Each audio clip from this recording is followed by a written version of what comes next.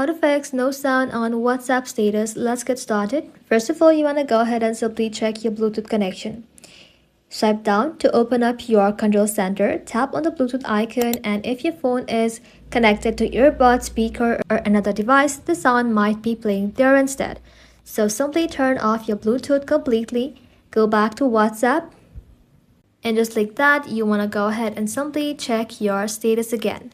If you're still having issues, you can try increasing your media volume. Open up your control center. You can increase the volume from here.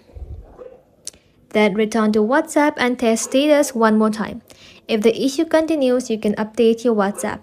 Open up the App Store. In the search bar, you can simply search for WhatsApp. Once you search for it, you want to go ahead and simply tap onto it and make sure you update it. If you see any update button, tap on update and let your application update to its latest version.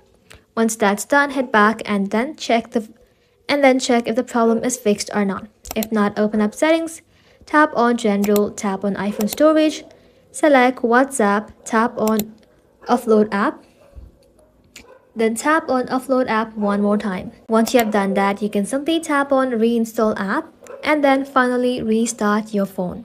A simple restart can clear temporary glitches and often fix the sound problem instantly.